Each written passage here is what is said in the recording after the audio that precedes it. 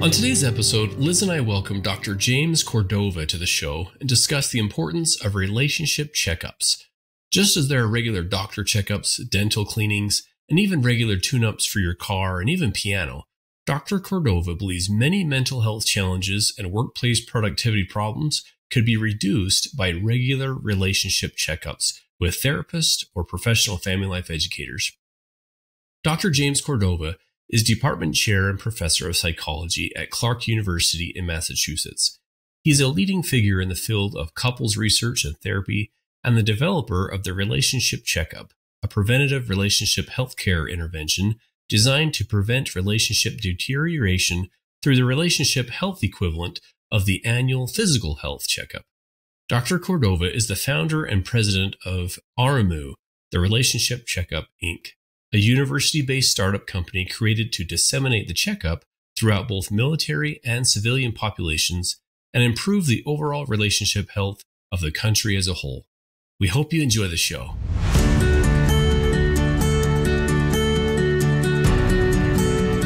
Hey friends, welcome to another episode of Stronger Marriage Connection. I'm Dr. Dave here at Utah State University alongside Dr. Liz Hale, our clinical licensed psychologist and marriage family therapist.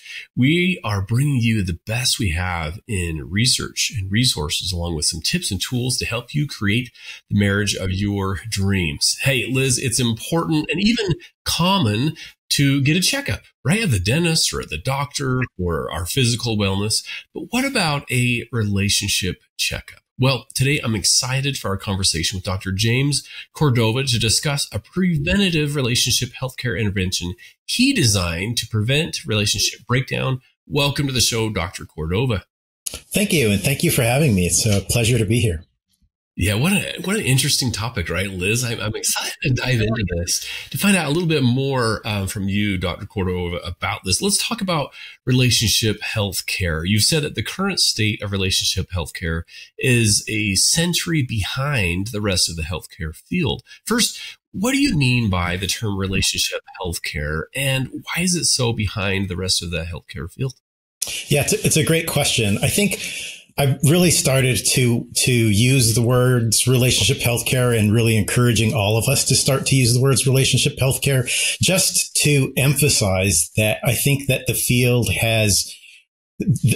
healthcare in general has failed to recognize the role that relationship health has as foundational to both our mental and our physical health. So much of the past 30, 40 years of science, relationship science has shown that everything from depression to substance abuse, from maternal health to even cancer mortality is affected by the quality of our relationships, and that there's not a neutral place. Our relationships are either healthy enough to be beneficial to our physical and mental health, or they're distressing enough that they're actually undermining our physical and mental health. And yet, at this point in time, it's not fully integrated into the healthcare system. And that really is leaving so much of the important work that needs to be done to maintain health in the long run. I think furthermore, we need to start conceptualizing seeking relationship healthcare away from thinking about it as a last-ditch effort, like we used to think about dental health care, right? A century ago. That's the century. It's a century too late, right? Like a century ago, you only went to the dentist if something was really hurting, right? And by the time you got there, it was often a little bit too little, a little bit too late, right? And we just sort of had the expectation that you were going to lose most of your teeth by the time you were 50, and maybe you had a few if you were lucky. And I think that's where relationship healthcare is currently, right? We sort of expect that roughly 50% divorce rate as just normal and expected, and there's nothing we can do about it. And there was such a revolution in healthcare when we started to do regular checkups, regular dental checkups, regular primary care checkups. And that revolution has yet to happen when it comes to relationship healthcare. Wow. I mainly just do marriage therapy, James, in my private practice. It's just truly my passion, these 3+ decades. And it's $1 million question that I often get is, do you accept healthcare insurance for marriage therapy? And often my reply is, sadly, healthcare does not cover marriage therapy. usually, right? So that's just why I don't bother getting on panels, because it doesn't pay off for a client. So tell us, please, about your vision for the future of relationship healthcare. What's that going to look like? I think, as we start to move forward here, and I think there really needs to, both from educators and providers, but mostly from just the citizens of the country, right? There needs to be more of a push for regulators and legislators to start to think about relationships in the same way that we think about physical health. So that, the same effect that we've had on mental health in terms of making it equitable when it comes to insurance, we can start to have that same effect on relationship health. And I think that the science is there to make the argument. We just need to get in front of the right people with the right people to show them the numbers and to show them that when you keep a relationship healthy, you keep all the other health systems healthy. And that when you let relationship health deteriorate, everything else goes with it. So it's to all of our benefits for it to be covered by insurance. Absolutely. Yep. I couldn't agree with you more. Me too. I just wish I knew the right people, but you know what? Maybe our former governor, maybe he was in charge of really helping us launch this Stronger Marriage Connection. Well, the Utah Marriage Commission. So we're going to put in a word there. See, there you go. Right. Top down and bottom up. Right. Yeah. Yeah. This really resonates with me, actually, James, because the research that I'm familiar with, you're familiar with, the Harvard, the longest study ever on relationships, the number one predictor of how long and how well we live, the quality of your close personal relationships. So, man, it actually excites me. I want to sign me up. Yeah. It really is surprising, right? That the field hasn't made that shift. And in some ways, it seems like a simple shift that should be right there.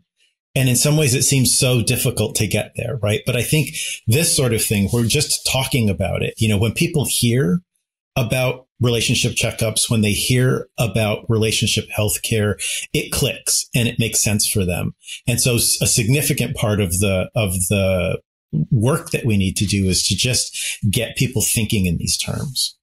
Yeah, man. And you have a website. It's Arammu or Arammu.com. For our listeners, it's spelled ARAMMU.com. Tell us a little bit about what Arammu or Arammu, what's the mission? Why'd you go? So, we started, Arammu. Arammu is, we looked for this, right? It's ancient Sumerian for love, right? And the goal, our goal with Arammu is to create the infrastructure that we need in order to meet this blue sky vision, right? And the blue sky vision is for everybody, everywhere, to be able to get regular relationship health care as easily and as readily as you get regular physical health care, regular dental health care, honestly, regular eye care. Like the one part of the healthcare system that is the most difficult to access is regular relationship health care. Partly because there are too few of us that are doing it. And partly because the infrastructure just isn't there.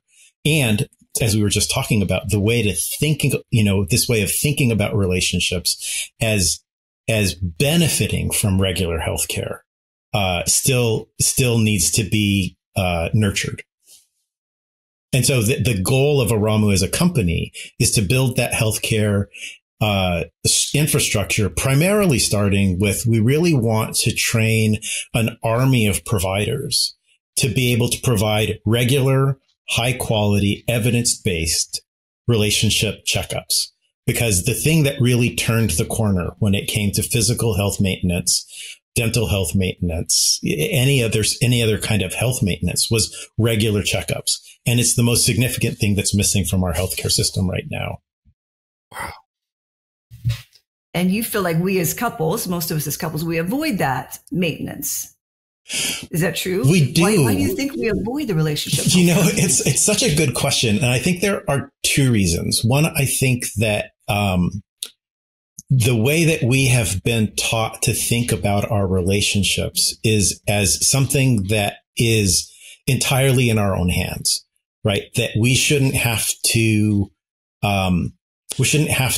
seek any kind of outside guidance or help or seek the help of any kind of healthcare professional. Like, it's an entirely do-it-yourself project, right? So DIY intimacy. And I think because of that, we've generally think of relationship counseling, couples therapy, marriage therapy as a last ditch effort, right? When you hear that somebody's going to marriage therapy, you think, uh-oh, what happened? Something must have gone horribly wrong.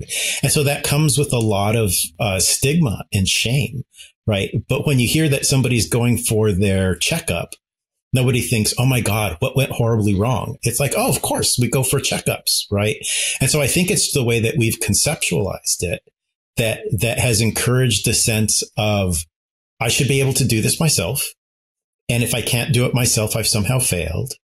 And that if I seek therapy and actually let people know that that's happening, I have to bear the shame of that in some way. And that's a significant part of what we need to overcome.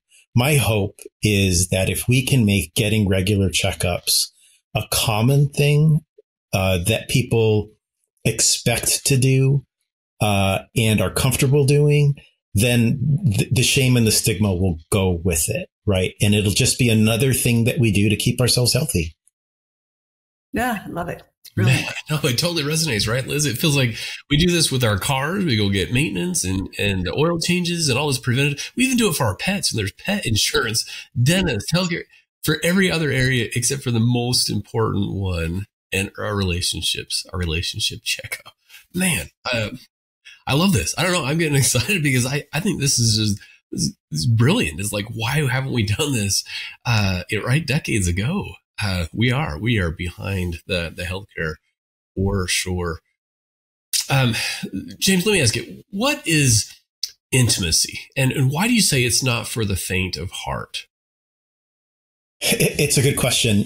I think that part of this mission of creating a 21st century relationship healthcare a context, right, is the recognition that at the heart of our relationships in the modern world is intimacy, right? That what we're seeking from our close relationships is that kind of heart to heart connection. And the way that we think about intimacy is that intimacy is vulnerability met with warmth and kindness. And the challenge is that vulnerability never becomes invulnerability. And the place where we are at our most vulnerable is in our closest relationships. So we bring the parts of ourselves that are most easily hurt, the parts of ourselves that are most easily stung, as part of revealing our whole hearts to each other. And in an intimate relationship, in any close relationship, vulnerability is going to be stung from time to time. It's a relatively regular occurrence that we're going to step on each other's toes. We're going to misunderstand each other. We're going to accidentally hurt each other's feelings. And to stay open-hearted and to stay committed to vulnerability takes courage and skill. And so it is not for the faint of heart. I say intimacy isn't for the faint of heart because vulnerability is at the heart of intimacy, and vulnerability requires courage. Mm. I love that. I had a professor who once said, intimacy is into me, you see, into me, you see. Yeah.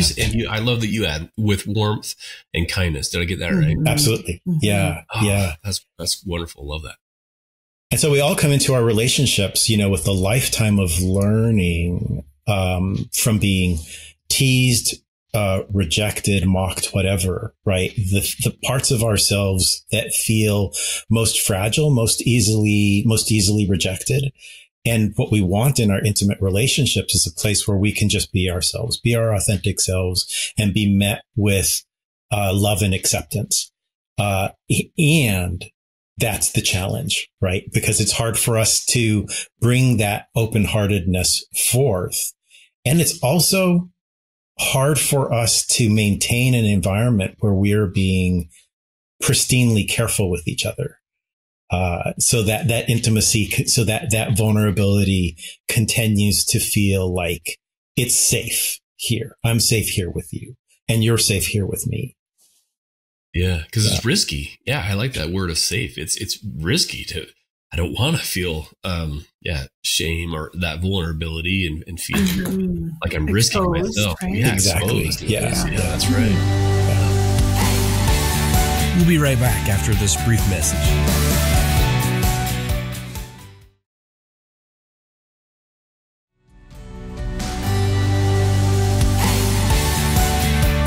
And we're back. Well, let's dive right in. So tell us more about the porcupine's dilemma. Porcupine's dilemma. That sounds like marriage a bit. Yeah, I love this.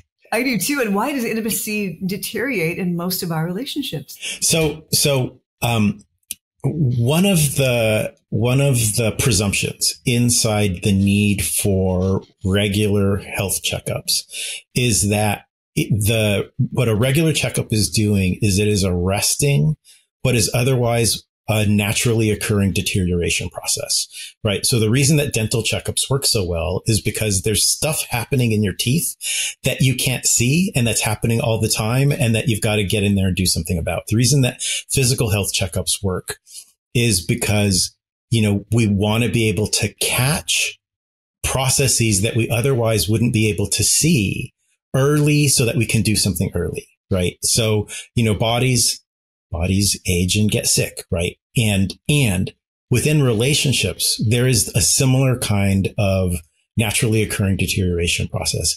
And I just ran into this metaphor of the porcupine's dilemma probably like a year ago. And I've just been grooving on it ever since. So here's the porcupine's dilemma. The metaphor is like the human condition is it's as though we're all porcupines in the winter, right? And so it's cold and sort of lonely out here in the winter of being a human being. And we yearn for that closeness, connection, and warmth, right? That is being all snuggled up there in a little ball of porcupines, right? That the warm body of a porcupine, right? And yet we are porcupines, right? So when we get in there close within quills distance, we are going to poke each other, right? And that poking hurts. And in order to escape the pain of being close within quills distance with another porcupine, we pull back out of quills distance. And that keeps us safe, but then we're cold and lonely. So then we try to get back inside of quills distance and we get poked and we pull outside of quills distance so that we can be safe. And there seems to be no place that's actually comfortable, right? We're either cold and lonely or we're in there where we can get poked, right? And I think what the metaphor captures is what it's like to be vulnerable inside an intimate relationship, right? You get in there, within quills distance is where we are vulnerable with each other, close, connected, cared about, exposed. And we are porcupines. We are going to poke each other, right? Like if I'm just fussy because I haven't had my coffee yet, right? It's going to hurt my partner's feelings, right? If I am inattentive because my mind is caught up in some other worry that I have, my partner is going to feel neglected, right? If my partner makes a bid for my attention and my attention is caught up in something else, I'm going to miss that bid and it's going to sting, right? The things that are particular to me, right? Like if I need a lot of attention and my partner isn't the sort of person who also needs a lot of attention, that's going to become a regular source of stings between the two of us, right?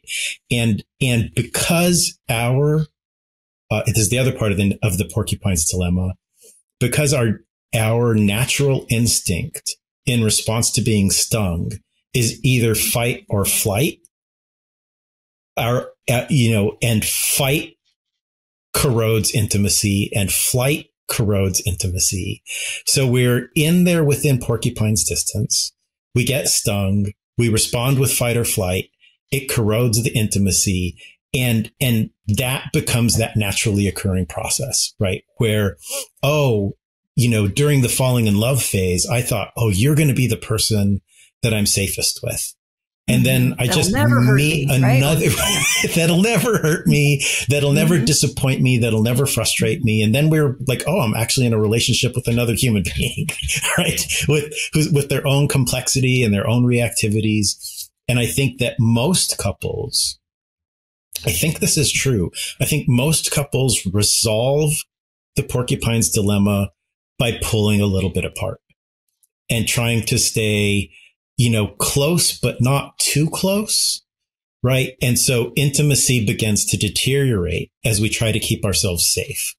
And what I think regular relationship checkups can do is to help continue to repair those intimacy bridges so that we can stay inside of inside of quills distance, right?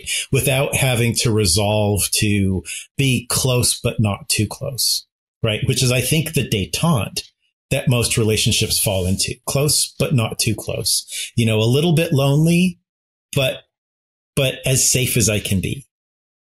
Yeah. I love that. Yeah. I love that metaphor, that analogy, James. I'm just envisioning this as you're talking about it, and porcupines getting close, and they want to be close, but man, they get hurt. And so naturally it's to kind of the turtle, pull back in that shell and get away from that pain. So I'm curious then, I'm an educator, I'm a family life educator, I'm an extension specialist, I'm not a therapist, but what can relationship educators and family life educators, therapists, professionals, what can we do right now to help address this relationship healthcare crisis? Yeah, I think it's a great question. I think, in drawing on what we've been talking about, right? I think like all of us needs to do everything that we can to bring the education and the practice of relationship healthcare into the 21st century. And the transformative thing that I think needs to happen is that we need to help people begin to think of seeking regular relationship healthcare as expected and as normal as seeking regular physical and dental health care, right? So as a relationship educator, right? Like as relationship educators, what can we do to help to get people to start thinking early and often is the key, right? Prevention is the key.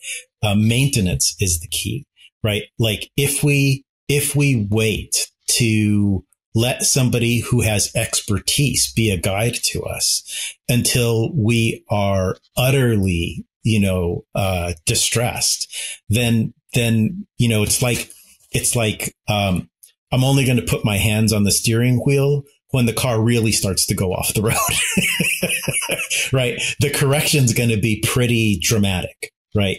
And regular healthcare and that idea of regular healthcare, I think, is really going to be what will be most transformative to the field. We need to radically move the field towards an emphasis on prevention and early intervention. And as I said before, in order to do that, we're going to need an army of educators and therapists who are trained to provide high quality, evidence-based relationship health checkups.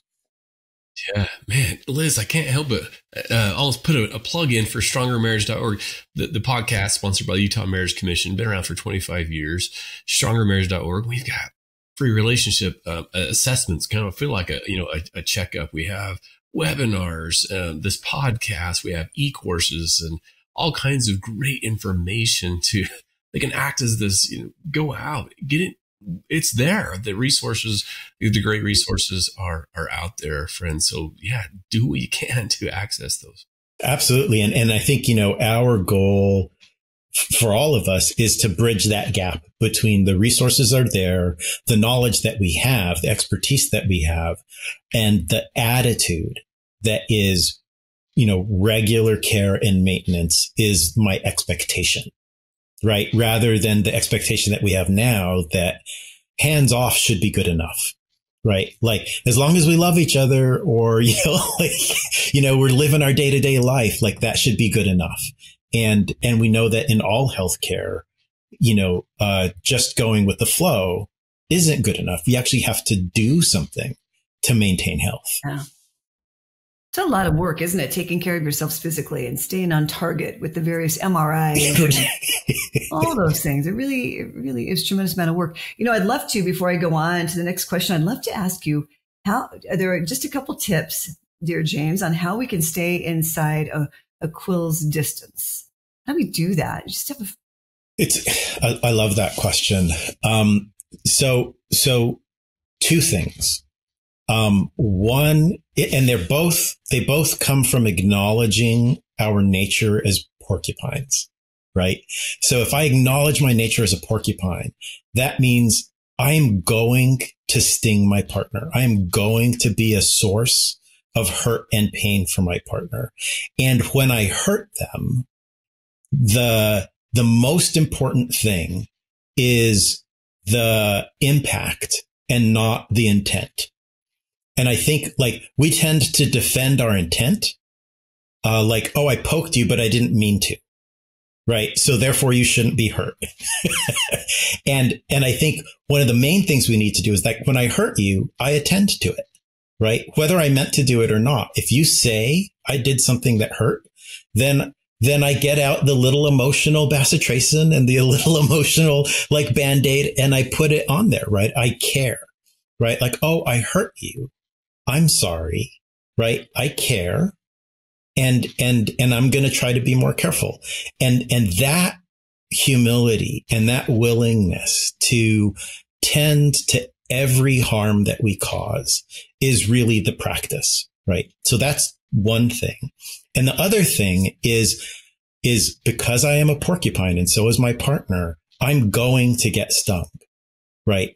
And how I respond when I'm stung makes all the difference. If I respond with anger and ferociousness, then I'm not serving the cause of intimacy. If I respond with withdrawal and pulling away and giving the cold shoulder, I'm not serving the cause of intimacy. When I get hurt, I need to respond with skill and clarity and love, right? Like, sweetie, that hurt, right? And so those are the two things, like not, because if I expect to be stung, then I'm not going to take it quite so personally, right? And I'm not going to react quite so ferociously. It's like, oh, that happens. And I just need to be clear with you so that we can be more careful with each other. And then when I sting, I'm also going to take it less personally and less ferociously. Like, of course I stung you and I'm so sorry, right? But that kind of grace inside of quill's distance does not come naturally to us. It's something that we have to practice. Beautiful. Yeah, I love that. Couldn't have said that better. Thank you so much. And you often say, Dr. Cordova, that intimate relationships are a spiritual practice. I love the sounds of that. I'm sure, Dave, you do too. What do you mean by that, please? So I have a colleague who says a true spiritual practice plays rough with the ego. So a true spiritual practice plays rough with the ego. And I think it's the ego's concern with protecting itself that separates us. It's the ego's concern with protecting itself that separates us from each other, from the world, and from God. And it's within the crucible of our intimate relationships that we're best able to practice the type of selflessness that's at the heart of spiritual connection. And that's what I mean by relationship as a spiritual practice, that it is the thing that right there inside of all the things that we need to do to stay inside of quill's distance is the crucible that softens us and that makes us available for connection. Love it. Love it. You've written some books, James, and designed the Relationship Checkup. Tell us a little bit more, please, about those resources and where our listeners can go to find out more about you and all that you offer. Thank you for asking. Right now, we're lucky enough to have all of that available at www.arammu.com. And so again, that's Arammu, because I don't expect people to know ancient Sumerian. But we've got all our future training dates there, all of the published research that we've done. We've done a handful of full-scale randomized control trials that have shown that the checkup works, right? And that it works across a multitude of settings. Our most significant work has been in the military. We did a lot of work with in the Air Force. Through Arammu, we've trained thousands of military family life educators to do the checkup for our service members and their families. And through Arammu.com, we provide the resources for any provider or educator that wants to learn how to do what we do and wants to access the resources that we have. That's amazing. We love our military families, and there's probably not enough we can do for them and all the sacrifice they make for all of us. Yeah. That is very cool. Absolutely love what you're doing. We're going to put those links in our show notes as well for our listeners. Hey, before we let you go, we like to ask our guests a couple questions. The first one, Dr. Cordova, is this. What do you feel like is the key to a stronger marriage connection? Boy, it's such a good question. And I think, to sort of round it all out, I think the key is everything that we can do to practice being authentically vulnerable with each other, and being able to meet each other's vulnerability with that warmth and kindness, right? And the practice in there is that capacity to tend to hurt when it occurs, and to respond to hurt with sort of authentic compassion. Yeah, man. You're singing my tune. I love this area of warmth, kindness, humility, compassion. Couldn't agree more. Second question is, what's your takeaway of the day? What do you hope listeners will remember from our discussion today?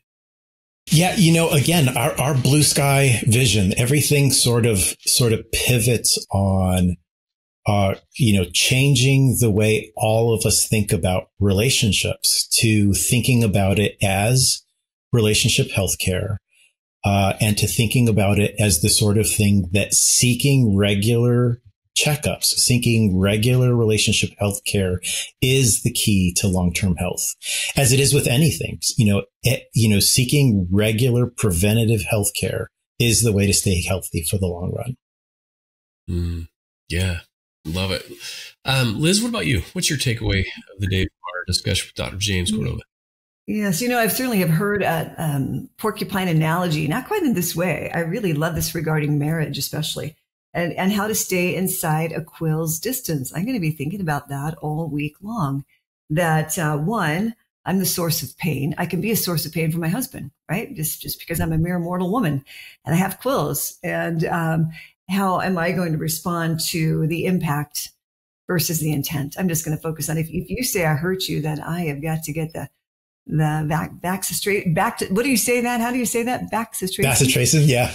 Backcitration and Band-Aids out.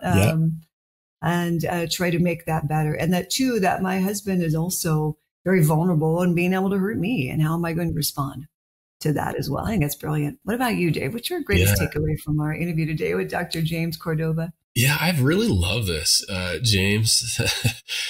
We could talk for hours now. We need to bring you back on and have more discussions, because this has been really insightful. I know for me, I think just the idea of this relationship, regularly investing. It's an investment. It's one of the greatest investments you'll ever make. Yes, invest in your health and eating healthy, and so much stuff on dieting and exercise and how good it is, and then going to the doctor and dentist.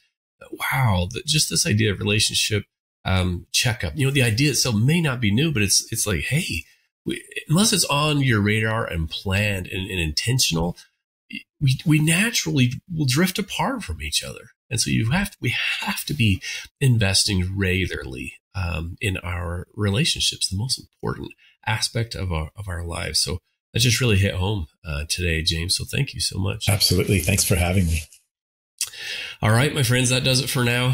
For us here at Stronger Marriage Connection, we'll see you next time. And remember, it's the small, simple changes that create a stronger marriage connection. Take good care now. Bye. Thanks for joining us today. Hey, do us a favor and take a few minutes to subscribe to our podcast and the Utah Marriage Commission YouTube channel, where you can watch this and every episode of the show. When you hit the like button and leave a comment, your feedback helps us improve the show. And don't forget to share this episode with a friend. You can also follow and connect with us on Instagram at Stronger Marriage Life and on Facebook at Stronger Marriage. Be sure to share with us what topics you want us to explore or what you loved about today's episode. If you want even more resources to improve your relationship connection, visit our website at strongermarriage.org, where you'll find free workshops, webinars, relationship surveys, and more. Each episode of Stronger Marriage Connection is hosted and sponsored by the Utah Marriage Commission at Utah State University. And finally, a big thanks to our producers Rex Polanis and Alexis Alcott and the team at Utah State University. And you, our audience, you make this show possible.